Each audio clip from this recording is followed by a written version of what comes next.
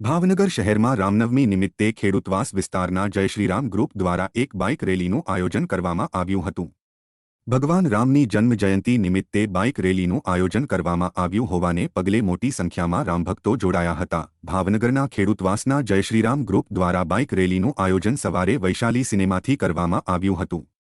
જો કે આ રેલીમાં કેસરી ધ્વજા અને ભગવાન રામની ધજા સાથે બાઇક રેલી શહેરના વિવિધ માર્ગો ઉપર ફરી હતી।